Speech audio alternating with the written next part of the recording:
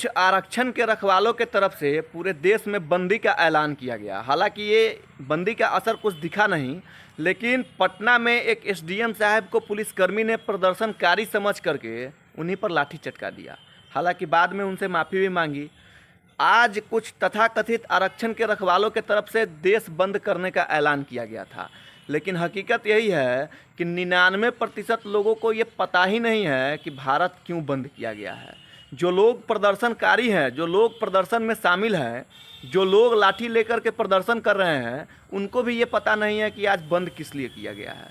तो भैया 1 अगस्त को सुप्रीम कोर्ट ने ये आदेश जारी किया था कि एससी एसटी समाज के लोगों को क्रीमी लेयर के दायरे में लाया जाए, जैसा कि ओबीसी समाज को पहले ही क्रीमी लेयर के दायरे में लाया गया है।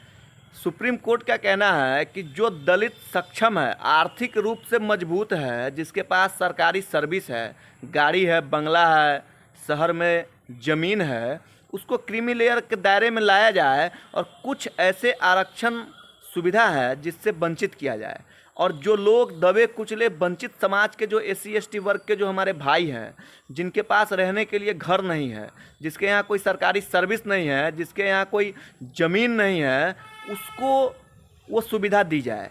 लेकिन जो तथाकथित दलित के मसीहा हैं और जो सत्ता में बैठे हुए दलित के नेता हैं, जो बड़े बड़े नेता हैं, उनको लगा कि भैया हमारा तो दुकानदारी बंद हो जाएगा। इस सत्ता में बैठ करके जो गरीब और असहाय दलित का जो आरक्षण मलाई के रूप में चाट जाते हैं, इनको लगा कि हमारा तो खेल खराब हो जाएगा। इसलिए इन्होंने उन सबों को उकसाया और पूरे भारत बंद करने का ऐलान कर दिया। हालांकि ऐसा हुआ कुछ नहीं, थोड़ा बहुत बंदी का असर दिखा, लेकिन हर जगह तमाम चीज़ खुले हुए थे।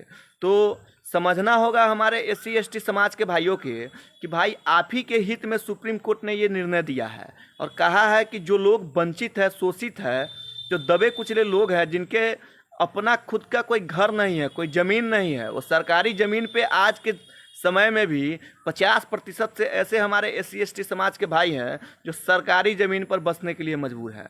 उनको आरक्षण दिया जाए। उनका जो हक सत्ता में बैठे हुए दलित के नेता खा जाता है, वो ऐसा नहीं हो, सिर्फ उन्हीं को दिया जाए। उनके हक, उनके मसीहा जो बताते हैं दलित का नेता, वो नहीं खा सके, लेकिन उनको समझ में नहीं आता है और वो भारत बंद का ऐलान कर देते हैं।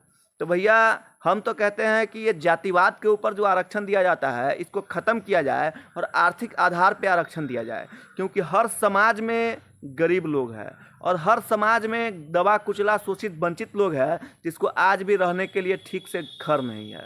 तो हमारे देश में आरक्षण की सुविधा अगर लागू ही करनी है तो आर्थिक आधार पर दीजिए, न कि जातीयता पर। जो लोग सक्षम है, जो हमारे एससी एसटी समाज के जो भाई जो सक्षम है, जिनको सरकारी नौकरी है, जिनके पास गाड़ी है, बंगला है, उनको आरक्षण के दायरे से बाहर निकाला जाए और जो गरीब है, चाहे वो किसी भी जाति का हो, उसको आरक्षण के दायरे में लाया जाए।